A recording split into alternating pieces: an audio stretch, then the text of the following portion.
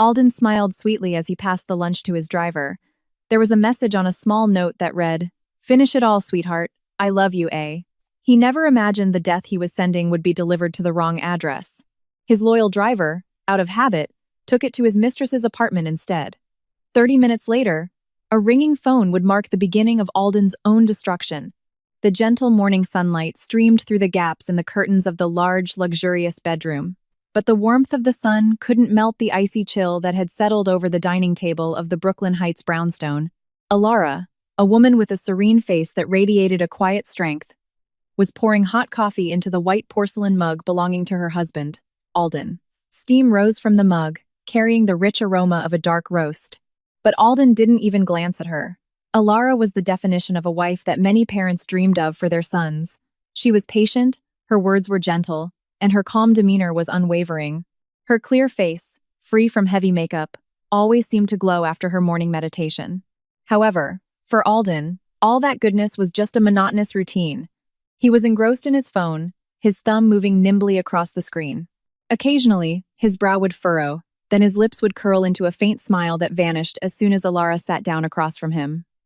"Alden, your breakfast is getting cold," Alara said softly.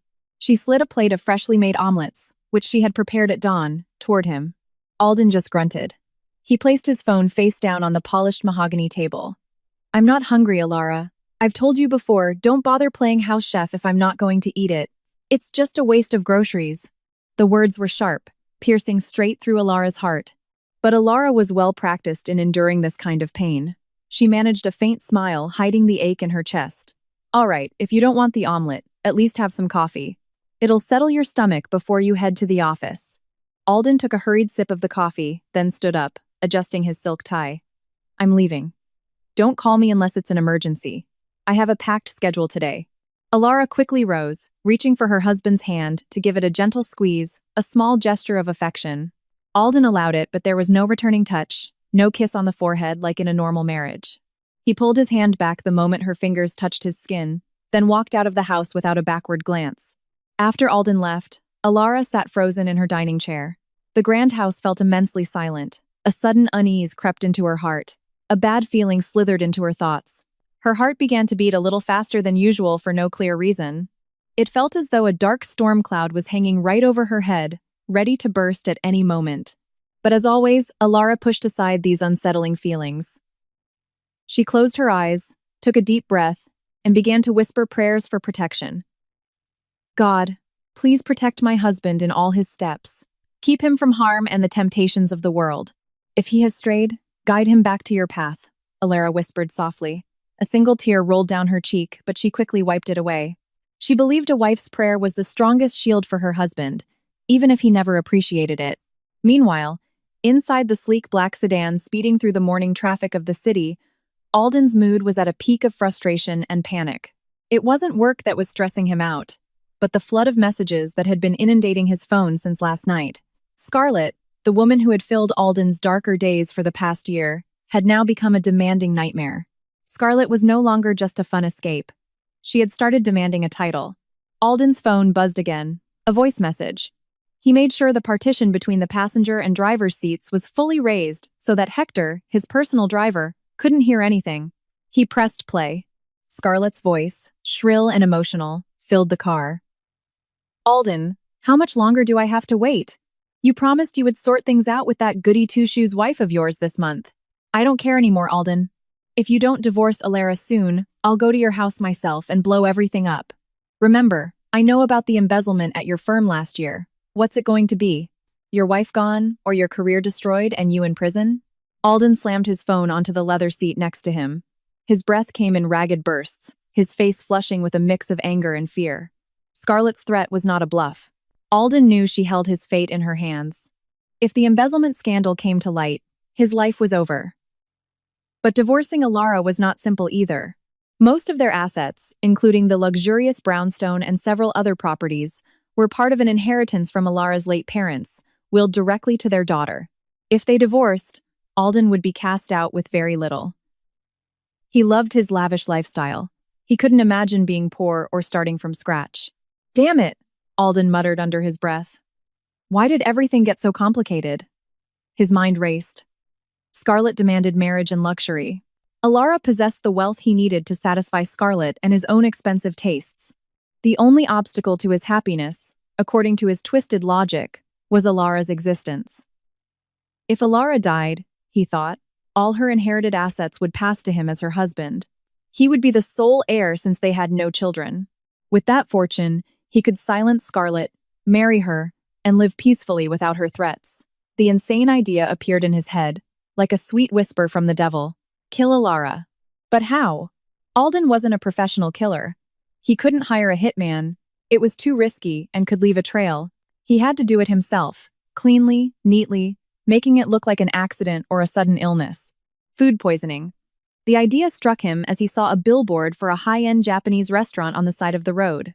Alara loved Japanese food, especially the premium bento boxes from a place they used to frequent when they were first married. Alara had a sensitive stomach.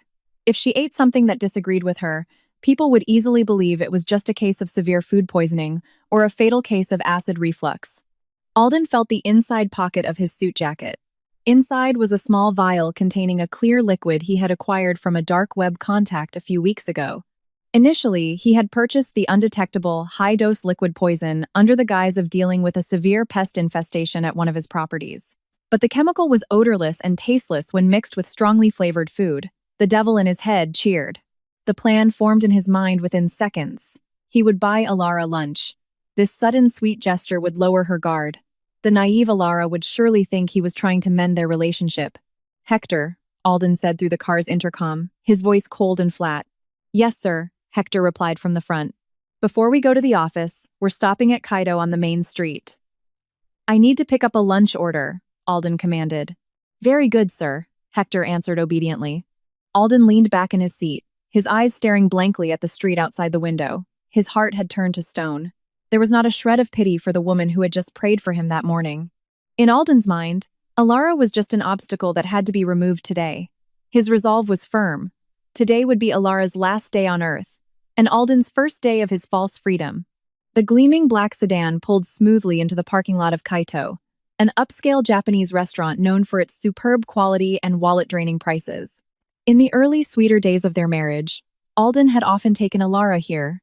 She always ordered the same thing, the premium bento with salmon, teriyaki, and miso soup. Alden got out of the car, straightened his jacket, and strode into the restaurant with a determined gait. The cool air from the air conditioning and the aroma of grilled meat greeted him. A waitress in a modern uniform greeted him politely. "One premium salmon teriyaki bento, to go," Alden said flatly, not returning the waitress's smile. "Of course, sir. It will be just a moment," the waitress replied politely. While waiting, Alden tapped his fingers on the checkout counter. His heart pounded in his chest, not from anticipation of the delicious food, but from the adrenaline of the evil plan he was executing. He glanced around, making sure he didn't see anyone he knew. He felt as if all eyes were on him, even though the other patrons were busy with their own meals. Soon, the order was ready. An elegant package with a high-quality, tiered bento box, complete with chopsticks and a wet napkin. Alden paid with his credit card and quickly returned to the car. "Drive, Hector. Find a quiet parking spot in the business park over there. I need to make an important client call and need some privacy," Alden ordered as soon as he got back in the car, a fabricated excuse. "Of course, sir," the loyal driver, who had worked for him for almost 10 years, just nodded obediently. He drove the car to a parking area behind an office building, a spot that was secluded and shaded by trees. After the car stopped and the engine was off, Alden once again raised the partition, ensuring the rear window shades were drawn, creating a dark, private space hidden from the outside world. With slightly trembling hands, Alden opened the bento package. The savory aroma of grilled salmon and fluffy Japanese rice filled the car. The food looked incredibly appetizing. A glistening piece of salmon coated in teriyaki sauce, a fresh salad, a slice of tamagoyaki, and a bowl of miso soup still warm in a tightly sealed container. Alden took a deep breath, trying to calm his nerves. He took out the small vial from his inner jacket pocket, an unlabeled glass bottle containing a deadly, transparent liquid. He also took out a small syringe he had prepared earlier. Carefully, Alden drew the poison into the syringe. His hands were clammy with cold sweat. "One drop is enough for severe cramps, but a full syringe will stop the heart within hours," he recalled the seller's explanation. He inserted the needle into the thickest part of the salmon, injecting a portion of the liquid, letting it seep into the flesh. camouflaged by the brown teriyaki sauce. He injected the rest into the miso soup through a small opening in the lid, then gently shook it to mix. The poison's faint smell was completely masked by the strong aroma of garlic and ginger in the teriyaki marinade. Visually, nothing had changed. The food still looked delicious, luxurious, and harmless. But behind that deliciousness lay a one-way ticket to death. After he was done, Alden hid the vial and syringe back in his briefcase.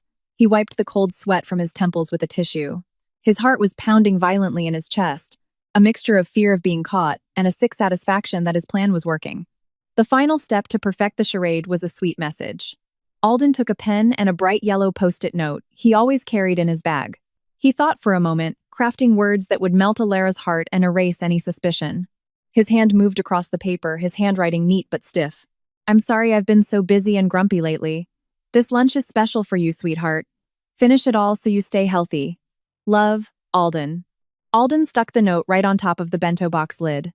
He reread his words and smiled cynically. The word sweetheart felt like a taunt.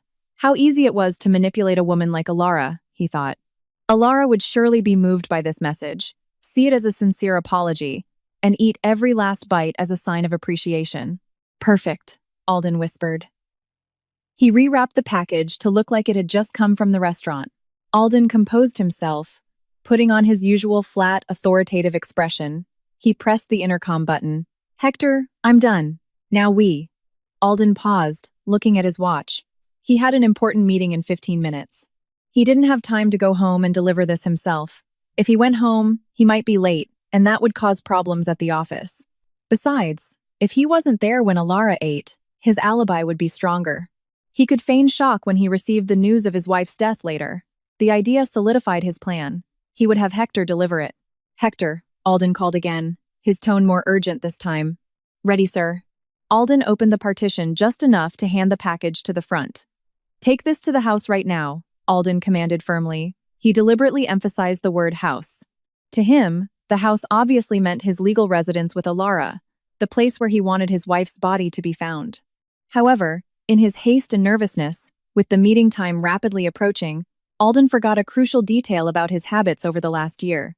A small detail that would completely derail the evil scenario he had so carefully constructed. Inside the sedan, Alden sat stiffly in the plush rear seat. Beads of cold sweat still seeped through his expensive shirt despite the car's air conditioning being set to its lowest temperature. The poisoned bento, now in Hector's possession, felt hotter than a burning coal. Alden glanced at the Rolex on his wrist. Time was ticking. The board meeting with foreign investors was about to start. He couldn't be late. He stared at Hector's back through the slightly open partition. The middle-aged, loyal driver seemed calm as he navigated the car out of the quiet parking lot and onto the main road. Alden took a deep breath, trying to summon the last of his composure. His voice couldn't shake. His face couldn't show panic. "Hector," Alden began, his voice raspy. He cleared his throat. Hector." "Yes, sir. Straight to the office now?" Hector asked, glancing at the rearview mirror, noticing his boss looked a bit pale. "Yes. Drop me at the front lobby of my office building," Alden said quickly. "But after that, don't park. You have an important errand." The car cut through the city streets, now congested with lunch hour traffic. The distant blare of horns only added to Alden's anxiety. He glanced at the bento package one last time. The message he wrote, "Finish it all, sweetheart," seemed to mock him. "What errand, sir?" Hector asked politely, breaking Alden's reverie. Alden passed the bento through the partition. His hand trembled slightly, but he disguised it with a swift, almost rough motion. "This," Alden said curtly. "Take this to the house right now. No delays." Hector took the package with his left hand while keeping his right on the steering wheel. He felt the warmth from the food container. The delicious smell of teriyaki was faint, but present. Hector frowned slightly. "To the house, sir?" he repeated, seeking clarification. For Hector, this was a reasonable question. His boss led two different lives. There was the large brownstone in Brooklyn Heights, where Mrs. Alara lived, and there was the luxury apartment in Midtown where Miss Scarlett lived. Usually, when Alden said he was going home, the destination depended on the day and his mood. Alden, overwhelmed by panic and pressed for time, found Hector's question incredibly annoying. Why did this old driver have to ask so many questions at such a critical moment? Alden was afraid that if he specified Alara's name, It would seem odd, as he hadn't sent his wife anything in months. He wanted to seem casual, as if this was a normal routine. Yes, to the house. To the one who's always waiting for me, Alden snapped, his voice sharp and his eyes glaring. Give it to her. Tell her it's a special lunch from me. Tell her to eat it now while it's warm, understand? Alden intentionally used the phrase, the one who's always waiting for me, to refer to Alara. In his memory, from before the affair, Alara had always waited for him in the living room, greeting him with a smile. Alden assumed that this image of a waiting wife was still firmly fixed in Hector's mind as the definition of his legitimate household. Alden forgot that people change, and habits can shift perception. Yes, sir. Understood, Hector replied nervously, startled by the outburst. He didn't dare ask any more questions. He knew Alden's temper had become explosive lately. Another question could cost him his job. The sedan finally stopped at the lobby of the grand office building where Alden worked. A doorman promptly opened the passenger door. Alden got out, adjusted his jacket, and grabbed his briefcase. Before closing the door, he leaned in, looking at Hector with a gaze he tried to make firm, yet conveying urgency. Remember, Hector, go straight there, no stops. Make sure she gets it and eats it, Alden reiterated, ensuring his murder plan would proceed smoothly. Text me when you've delivered it and she's eating. Don't call, I'll be in a meeting. Yes, sir. Will do, Hector confirmed. Alden slammed the car door shut. He stood on the sidewalk for a moment, taking a long, deep breath as if he had just shed a heavy burden. He watched his sedan slowly pull away from the lobby, carrying the deadly poison that would end his marriage. A faint, cold smile played on Alden's lips. Goodbye, Alara, he whispered to the wind. Enjoy your last meal. With a light step filled with false confidence, Alden strode into the skyscraper. He felt victorious. He felt clever. He was completely unaware that the single, ambiguous word house had just sent fate spinning in a direction he had never anticipated. In his head, the scenario of Alara's death was perfectly planned. But in Hector's head, the instruction was being processed with a very different logic. As Alden entered the elevator to the 30th floor, Hector steered the car away from the office building. The bento box sat innocently on the front passenger seat. A harmless-looking package with a pretty ribbon and a tempting aroma, yet it held a death sentence awaiting its victim. Hector drove calmly, but his mind was working hard to decipher his boss's cryptic command. He maneuvered the wheel expertly, weaving between city buses and delivery trucks that packed the metropolis streets. His mind, however, was not entirely on the road. His eyes occasionally darted to the luxurious bento box on the seat beside him. To the house. Give it to the one who's always waiting for me, Hector muttered, repeating his boss's instruction, his weathered brow furrowed in concentration. As a driver who had served for nearly a decade, Hector knew the ins and outs of his employer's life. He was a silent witness to the drastic change in Alden. In the past, the word house referred to only one place, a classic brownstone in Brooklyn Heights where Mrs. Alara lived. Hector used to drive Alden there on time every day, and he would often see Mrs. Alara waiting on the porch. But that was the story from 2 years ago. For the past year, the definition of home for Alden had completely changed. Hector reviewed his mental schedule. Almost every day after office hours, Alden never asked to be taken to Brooklyn Heights. He always asked to be taken to the penthouse apartment in Midtown, where Miss Scarlett lived. Often, Alden would even spend the night there, asking to be picked up in the morning to go straight to the office, without even stopping at Mrs. Alara's to change clothes. Alden's spare clothes were kept in the car or at Scarlett's apartment. He said, "The one who's always waiting for me," Hector thought, as he stopped at a red light. He tried to use his simple logic. Poor Mrs. Alara, Hector thought sadly. He recalled that the few times he had driven Alden to Brooklyn Heights in the last few months were just to pick up some documents. Mrs. Alara wasn't waiting at the door. She was usually already asleep, praying in her room, or busy with her social activities. Their relationship had grown very cold. Alden would enter the house without a smile and leave with a sour face. So, Mrs. Alara was clearly not the one enthusiastically waiting. Conversely, the image of Miss Scarlett popped into Hector's mind. Every time his car stopped at the lobby of the Midtown apartment, Scarlett was often already standing there or would run to greet Alden as soon as the elevator doors opened. Scarlett always greeted Alden with clingy hugs, laughter, and whines for attention. Scarlett was the one who was always waiting. Hector glanced at the bento box again. His eyes fell on the yellow post-it note stuck to the top. Alden's handwriting was clear. "Finish it all, sweetheart." The word sweetheart. That was the key to Hector's confusion. "Aha, there it is," Hector mumbled, feeling a sense of enlightenment. He wrote, "Sweetheart." There's no way he calls Mrs. Alara sweetheart. His tone with her is always high and tense, like he's looking for a fight. But with Miss Scarlet, he's all lovey-dovey, calling her sweetheart and baby. Hector's logic was based on what he saw and heard every day. To him, it was impossible that Alden would suddenly act sweet to Alara, sending her expensive food with an affectionate note, especially after the loud argument Hector had accidentally overheard on the phone 2 days ago. On the other hand, Hector knew that Alden and Scarlet had a small spat in the car yesterday because Scarlet wanted a new handbag. So, it made perfect sense that Alden was sending this food as a way to appease Scarlet. This must be for Miss Scarlet. It's his way of apologizing, Hector concluded with certainty. He nodded to himself, proud that he could understand his boss's implicit code. If I deliver this to Mrs. Alara, he'll be furious. I could get fired for delivering to the wrong address.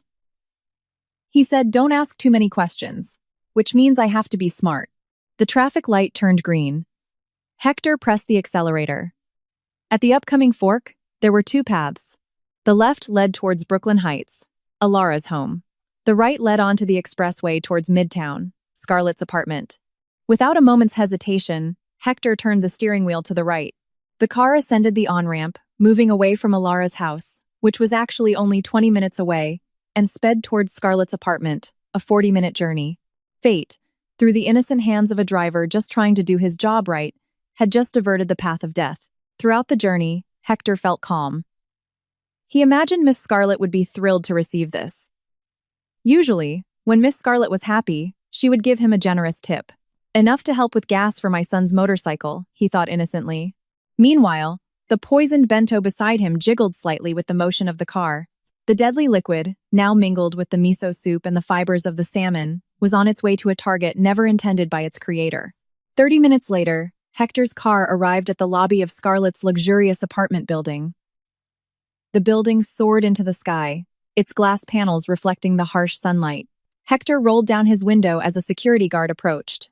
Dropping off a package for Miss Scarlet on the 15th floor, from Mr. Collins, Hector said to the guard, who already recognized him. "Oh, go ahead, Hector. You can park in the lobby for a moment. It's quiet," the guard replied warmly. Hector parked the car and carefully took the bento package. He walked into the cool, fragrant lobby and headed for the elevator, pressing the button for the 15th floor. The elevator ascended quickly, carrying Death neatly wrapped in a Japanese food box. Inside, Hector straightened his uniform collar. He wanted to look presentable. The elevator chimed and the doors opened on the 15th floor. The hallway was quiet, with thick carpeting. Hector walked to Unit 1508 and rang the doorbell twice. Soon, he heard footsteps from inside. The door opened. Scarlet stood there, dressed in stylish loungewear. Her face was a bit puffy, a remnant of yesterday's frustration, but her eyes lit up when she saw who it was. It wasn't Hector she saw, but the package with the logo of her favorite restaurant in his hands. "Oh, Hector, what is it?" Scarlet asked, her voice shifting to a curious tone. Hector smiled politely and handed her the package. "Good afternoon, Miss Scarlet." "A lunch delivery from Mr. Collins. He said it's special for you, and you should eat it now while it's still warm." Scarlet's eyes widened. She saw the bento box from Kaido and knew exactly how expensive it was, but what made her heart leap with joy was the yellow note stuck on it. Scarlet took the package and read the message. "I'm sorry. Special for you, sweetheart. Finish it all. Love, Alden." A triumphant smile spread across Scarlet's face. Her anger at Alden instantly evaporated. She felt loved. She felt Alden finally understood what she wanted. The words sweetheart and love were the validation she had been craving. "Ah, Alden is so sweet," Scarlet cooed, her cheeks flushing. She looked at Hector with a bright face. "Thank you so much, Hector." "You're welcome, miss. Mr. Collins said you should finish it all," Hector added, innocently relaying the deadly instruction. "Of course I will. Tell Alden thank you, and that I'm eating it right now." "I haven't eaten all morning. I was so upset," Scarlet giggled. She reached into her pocket, pulled out a crisp $100 bill, and gave it to Hector. "Here, this is for you." "Wow, thank you so much, miss," Hector said, his face beaming. After Hector left, Scarlet closed her apartment door, her heart fluttering. She carried the bento to the marble dining table by the window, overlooking the city. She sat down, opened the bento, and inhaled the delicious aroma. Without a shred of suspicion, Scarlett picked up the chopsticks. She started with the miso soup, then took a large bite of the teriyaki salmon, now laced with a fatal poison. "So good," Scarlett murmured as she chewed. She ate ravenously, savoring every bite while imagining that soon she would be the one and only Mrs. Alden Collins. She had no idea that every swallow was counting down the last moments of her life. Downstairs, Hector returned to the car, relieved. Mission accomplished. He took out his phone and typed a text message to Alden as instructed.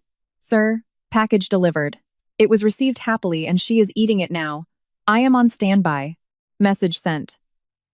Hector leaned back, turned on the radio, and whistled softly. He had no idea that the message he had just sent would be the death knell for his own boss.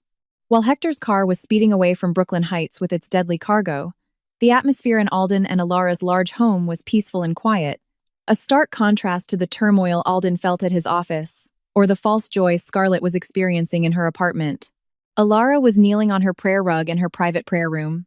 The clock on the wall showed it was just past noon. It was lunchtime, but that day was a Monday, and Alara was strictly observing her intermittent fasting, a wellness habit she had maintained for years to find physical and mental clarity due to her husband's cold treatment.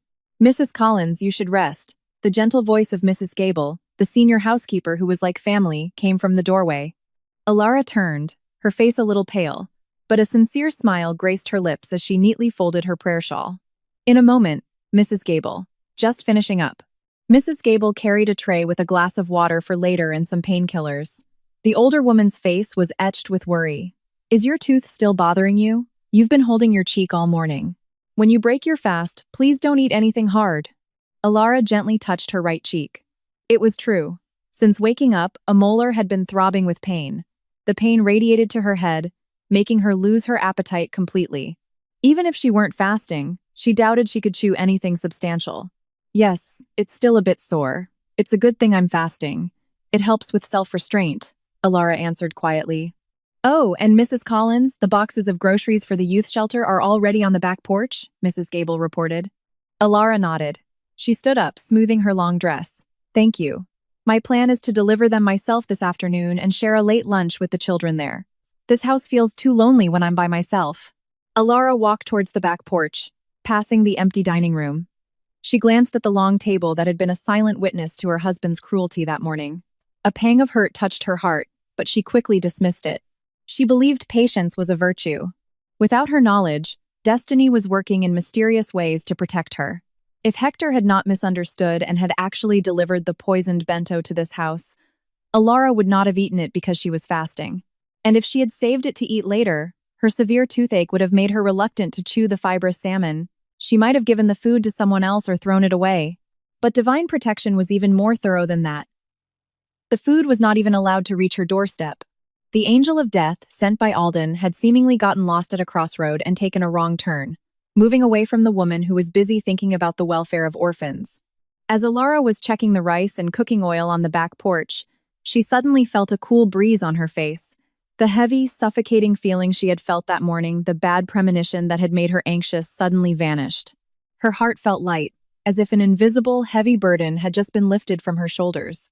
Alara paused for a moment, holding her chest. "Goodness," she whispered. "Why do I suddenly feel so at peace? As if I just narrowly escaped something terrible." "Is everything all right, ma'am?" asked the gardener, who was loading a box of instant noodles. Alara shook her head, smiling. "It's nothing. Just a feeling. Let's continue. We need to get there before the afternoon is over." At that very same moment, miles away, the murder plot devised by Alden was finding its target. But Alara remained shielded by her prayers and her good deeds, completely untouched by her husband's malevolent intentions.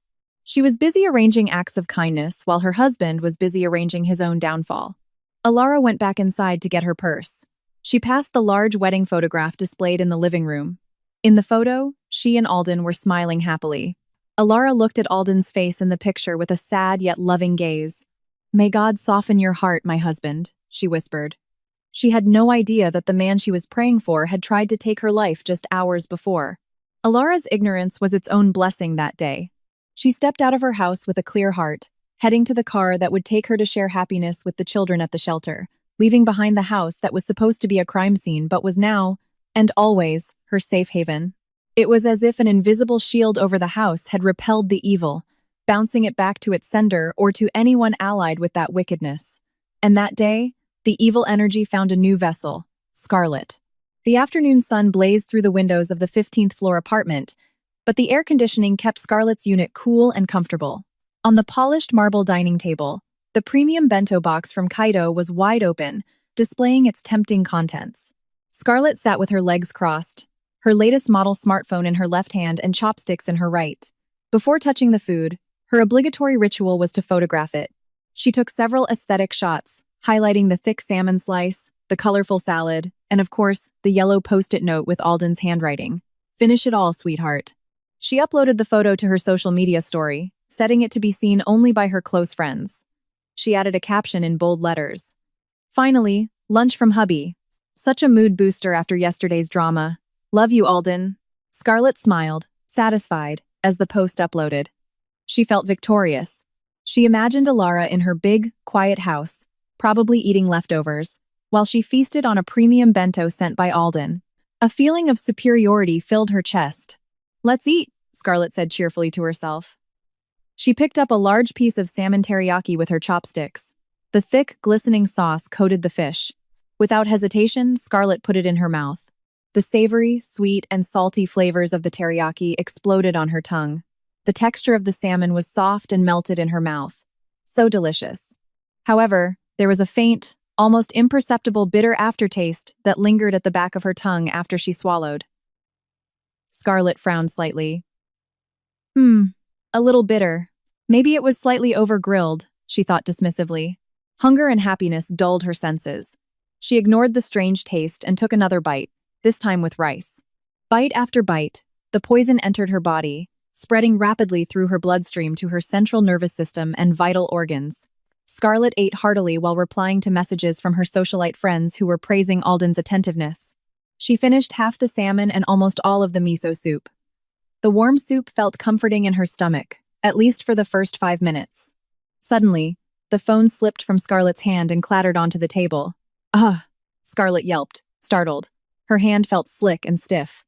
She tried to pick up her phone, but her fingers were trembling violently, as if they had lost all strength.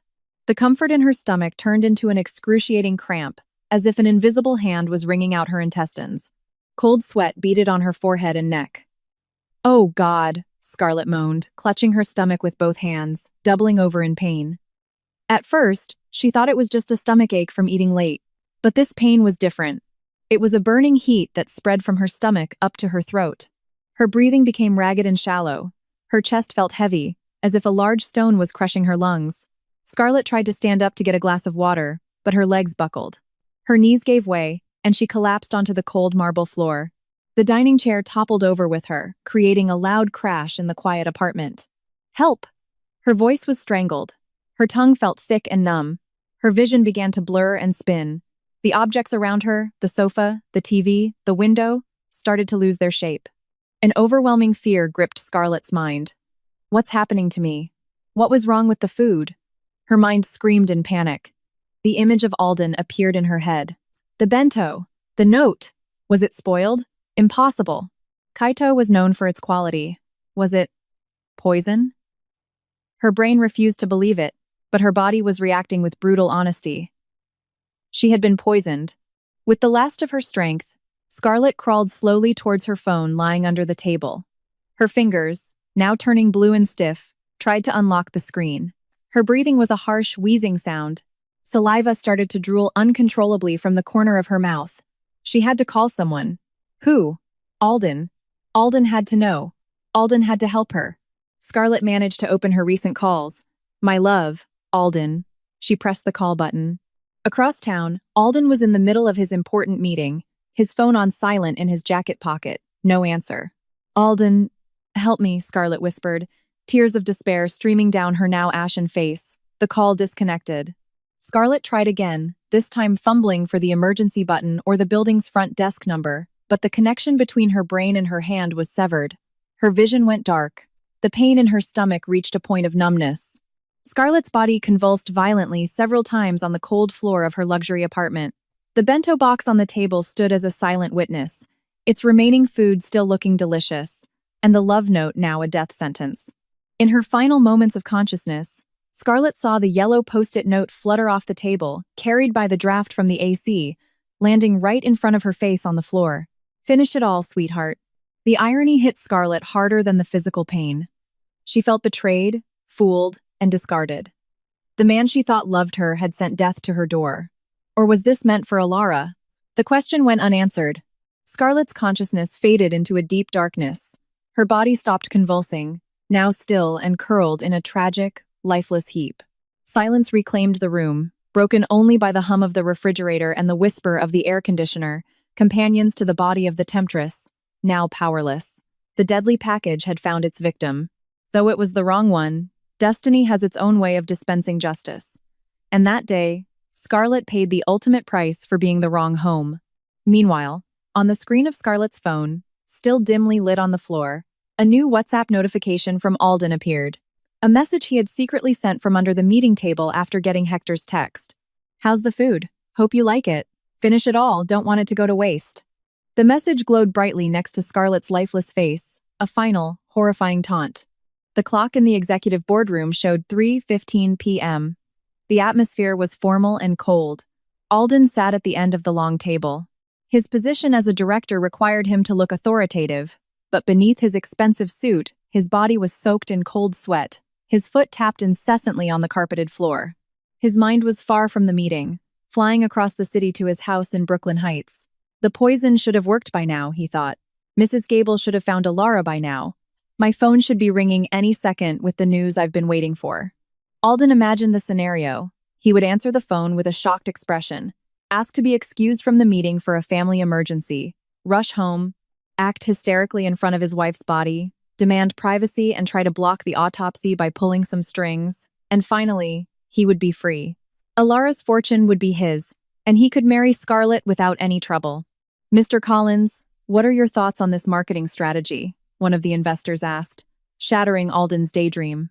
Alden flinched. He cleared his throat, trying to refocus. Yes, I agree."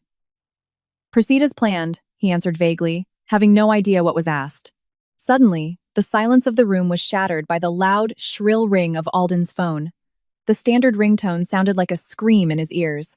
His heart hammered against his ribs. This is it, he thought. Time to start the show. He looked at his phone screen. It wasn't his home number or Mrs. Gable. It was an unknown number, a local landline, probably the nearest hospital, he thought.